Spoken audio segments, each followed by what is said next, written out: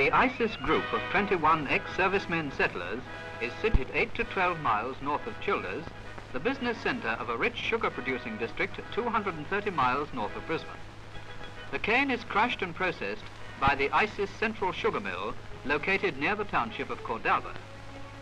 A network of tram lines radiates from the mill, one line ending near the subject lands.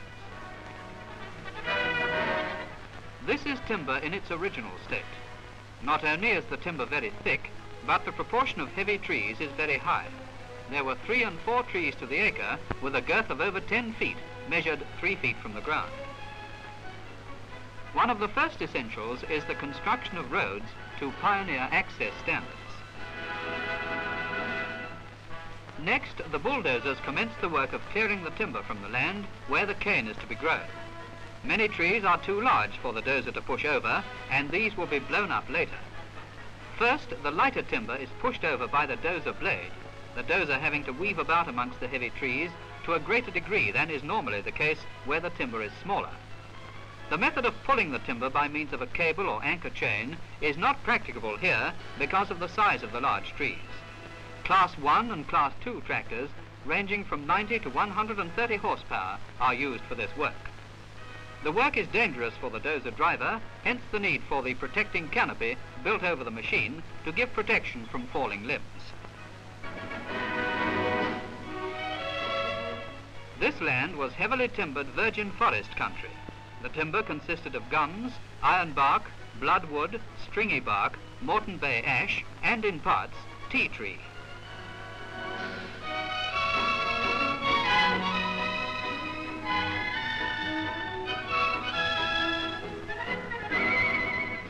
Falling limbs are not the only danger, or so it appears to the onlooker. This man is digging a hole beside a large tree which is to be blown up, roots and all.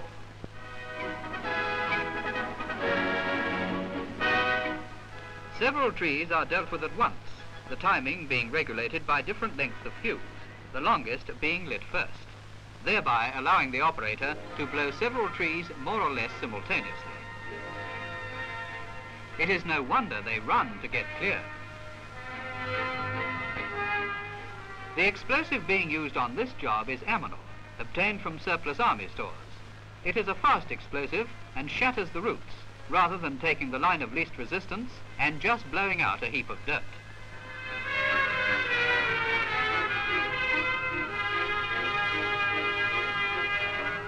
When all the trees are fallen, the next operation is pushing the timber into windrows ready for burning. This work requires more skill than it may at first be thought. The timber must be pushed into the windrows free of soil for 2 reasons. The surface soil contains the humus and bacteria so essential in relation to plant foods. As far as is practicable, the surface soil must not be disturbed. If there is too much soil in the windrows, they will not burn.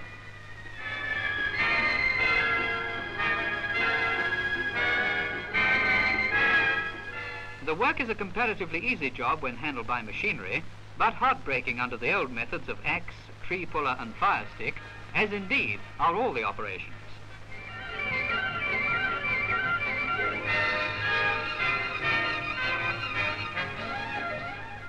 By using modern machinery, the land is cleared and ready for planting in time for the first planting season. Under the old manpower methods, it would have been the 2nd or even 3rd planting season before a similar area was equally ready for production.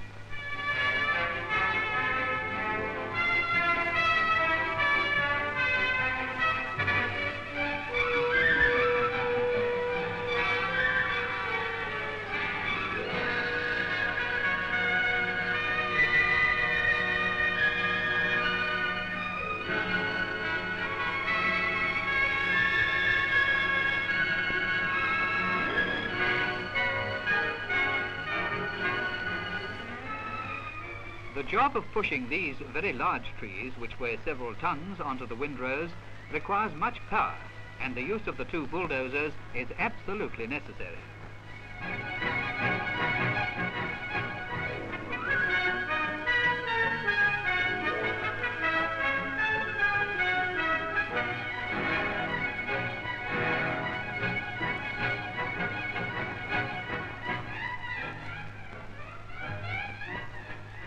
The windrows must be well packed to ensure burning. Timber of any value is set aside and saved from burning. A clean burn is most important. Oil is freely used to start the fires. The windrows must be stoked to keep them burning. This is done by using the dozer blade to push the burning and half-burning logs and trees together. This shows how cleanly the fire has done its job. A bad burn could leave a most difficult mass of timber to be dealt with.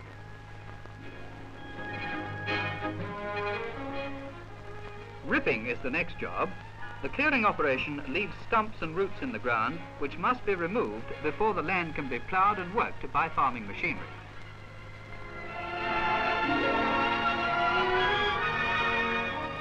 The area is ripped and cross-ripped, second time at right angles to the first.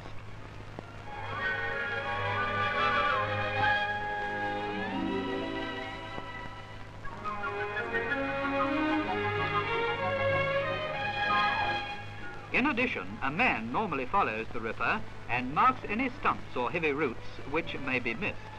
These are dealt with on the next run.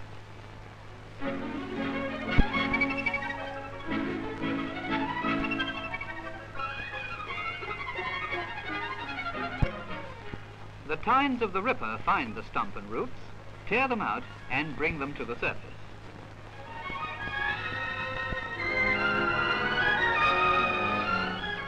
A mass of roots in an uprooted tree.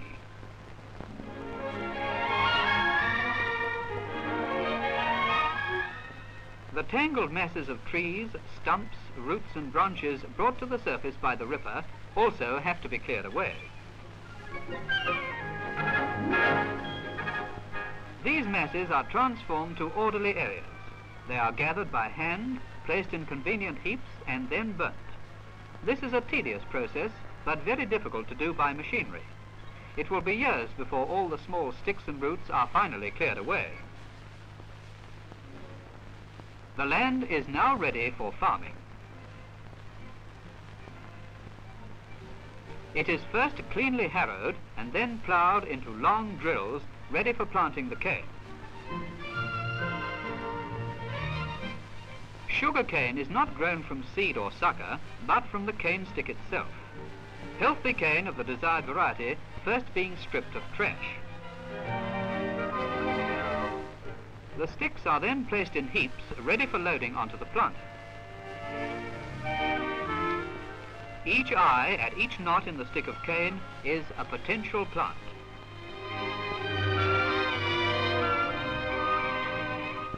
The sticks of cane are loaded into the brackets provided on the planter in a handy position for the operator, who feeds the cane into the machine.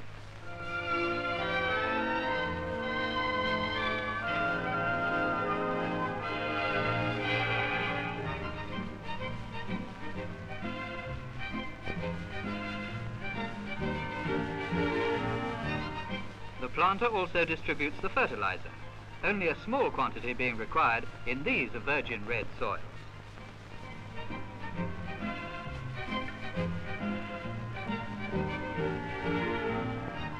The whole planting process is done by the planting machine. The stick of cane, having first been stripped of trash and leaves, is cut into convenient lengths, laid horizontally in the drill, a little fertilizer is added, and then it is covered with soil.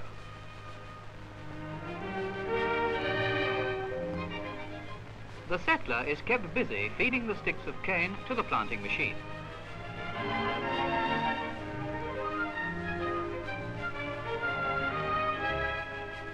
The planter must have done its job because there is the growing cane. The small plants about 6 weeks after planting.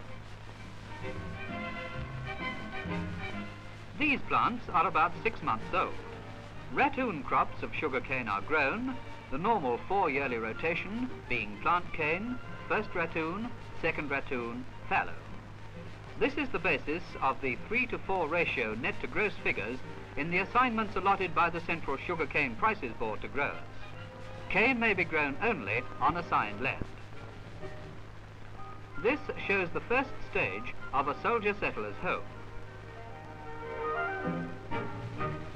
with the new road leading up to the newly established farms.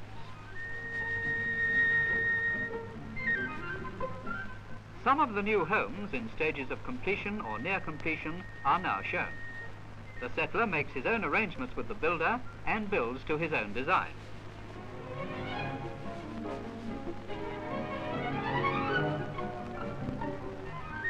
The crop having been grown, the next thing is to harvest it and transport it to the sugar mill. The trash is burnt to facilitate cutting and handling. A standard-sized team or gang of men is responsible for cutting and loading onto the trucks into the field. Burning before cutting is a standard practice, but the cane must be crushed soon after burning, otherwise it loses its sugar content. The tramway trucks are brought by lorry to the point where the cane is being cut. Where the tram line passes by or through the cane fields, portable tram lines are used at the cutting points, being moved from time to time as required. At an early date, the tram line will be extended to pass through this settlement.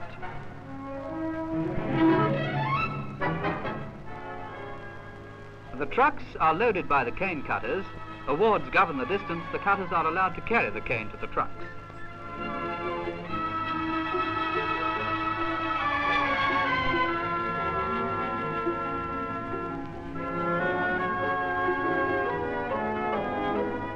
The truck is winched back onto the motor lorry.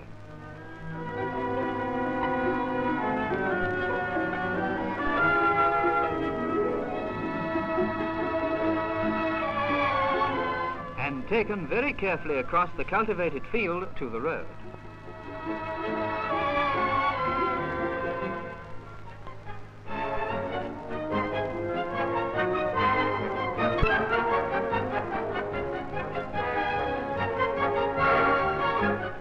Thence to the loading point on the tram line, where it is offloaded from the lorry onto the rails, ready to be taken to the mill by train.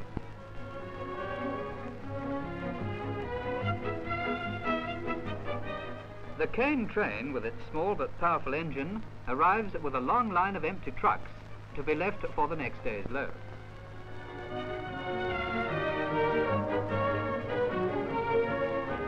The loaded trucks are picked up and the train heads away for the mill.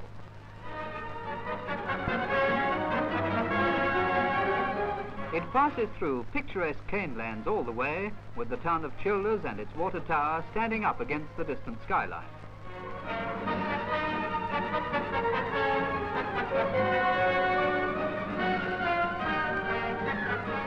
Arriving at the mill, each truck is weighed to determine the amount of cane prior to going to the unloading point.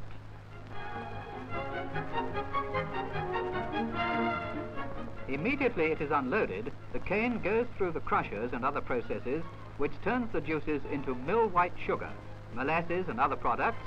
At some mills, golden syrup, power alcohol and rum are produced. The Lands Department has been responsible for constructing the new settlement roads and clearing an area on each farm ready for cultivation. The gross assigned area of the single unit farms varies from about 40 to 75 acres, according to the productivity of the soil, to produce 750 to 1,000 tons of cane. This is a fairly expansive area of cane lands, every acre of which only a short time previously was virgin forest, with a food production capacity of practically nil. Parts of about 7 farms are shown in this panoramic view, with a potential production of upwards of 7,000 tons of sugar cane, giving about 1,000 tons of sugar.